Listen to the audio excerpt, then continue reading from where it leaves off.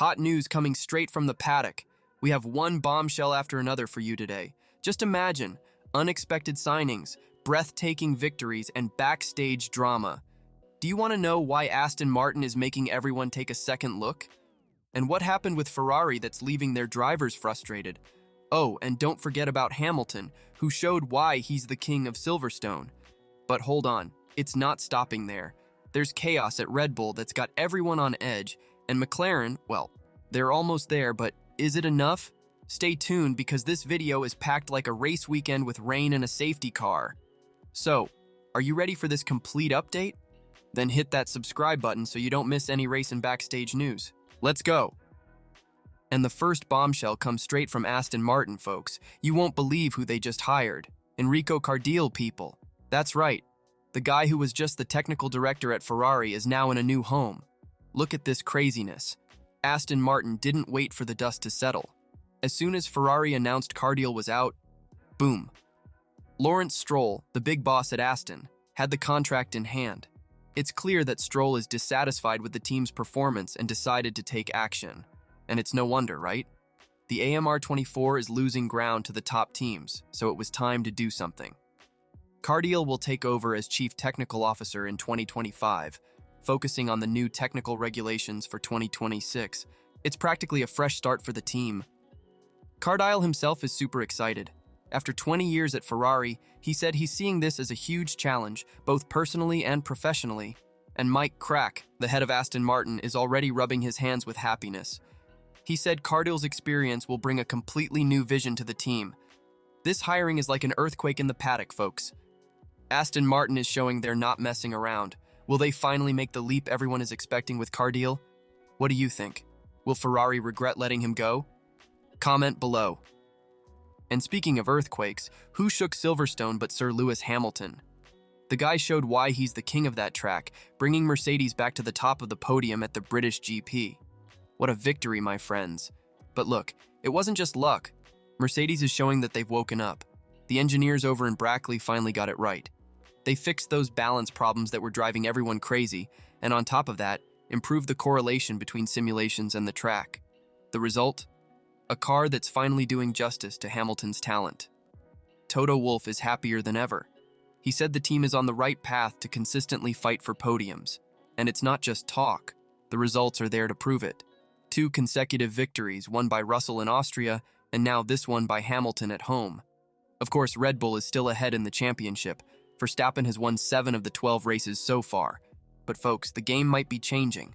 Mercedes showed they still know how it's done. The big question now is, will Mercedes keep this momentum? Will Hamilton be able to challenge Verstappen for the title? The championship fight could really heat up. So, what do you think? Is Mercedes back for real? Or was it just a flash in the pan? Leave your thoughts in the comments. And if you're enjoying these analyses and want to stay on top of everything in F1, hit that subscribe button. It's quick and helps the channel a lot. And speaking of historic teams, Ferrari is in a situation that, wow, I don't even know where to start. First, Enrico Cardile, who we talked about at the beginning, quit. That's right, the technical director threw in the towel right in the middle of a complicated season. Perfect timing, right? But wait, there's more.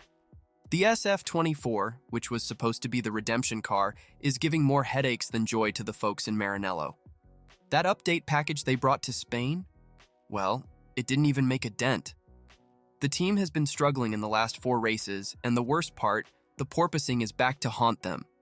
Fred Vasseur, poor guy, is trying to keep calm. He said the team is almost there, almost understanding the car's problems. But let's be honest, right?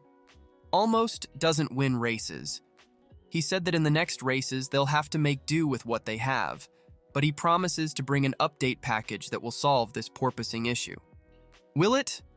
Carlos Sainz is not happy at all with the situation. He spoke out, saying that rivals are months ahead in terms of development. Months, people. He thinks Ferrari needs to go back to basics and start over from there. The big question is, can Ferrari turn things around this year? Or is 2024 already lost, and it's better to focus on 2025? What do you think? Does Ferrari still have a chance this year, or is it better to start thinking about next season? Comment below. All right, folks, you thought we had dropped all the bombshells? No way! We have more surprises up our sleeve. Red Bull, the team that's been dominating everything, has quite a headache. And guess what? The name of that headache is Sergio Perez. The Mexican is in a pickle that, wow, but can he get out of this mess? Or is Red Bull already eyeing new talents to take that second seat? Folks, things are looking grim for Perez. The Mexican is in a streak of bad luck that seems never ending. In the last few races, the guy barely makes it past Q1. At Silverstone, started from the pit lane and finished 17th. Can you believe it? Christian Horner, the head of Red Bull, is already dropping hints. He said Perez's current form is unsustainable. And look, there are people eyeing that spot. Daniel Ricciardo and Liam Lawson are there, just waiting for a chance. Rumors are flying around the paddock, saying that Perez's contract has some pretty harsh clauses. Like, if he falls more than 100 points behind Verstappen at certain points in the season, Red Bull can say goodbye to him. Perez is trying to keep calm, saying he can't let all this contract talk distract him. He's focused on the upcoming races in Hungary and Belgium, thinking they are crucial to turning things around. But let's be honest, right? With Verstappen flying high and taking everything in his path, the pressure on Checo only increases. Red Bull wants both cars at the front, not just one. So, what do you think? Does Perez still have a chance to recover, or is it over? Who do you think could replace him if things continue like this? Leave your opinion in the comments. So folks, what a crazy F1, huh? We covered everything, from Aston Martin making that bombshell signing, Mercedes rising from the ashes at Silverstone, to Ferrari slipping more than a car with slick tires in the rain. But you know what's most incredible? It's seeing how this sport never stops surprising us.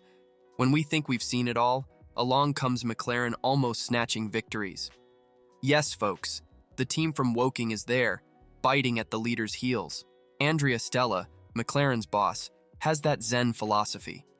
He sees the almosts as a sign of progress. Sure, they've made some strategy errors that cost them the victory, but who hasn't, right? The important thing is they're learning and growing. In the end, that's what makes F1 so special. It's a sport where everything can change from one race to another. Where engineers become superheroes, drivers turn into legends, and the teams are the stage where all this magic happens. What do you think is coming up in the next races? Who will make a comeback? Who will stumble? Will the title fight heat up? Leave your predictions in the comments. If you enjoyed this F1 recap, don't forget to smash that like button and subscribe to the channel. That way you'll stay on top of all the news, analyses, and gossip from the world of Formula One. Thanks for watching, folks. See you at the next race, ready for more thrills and spills.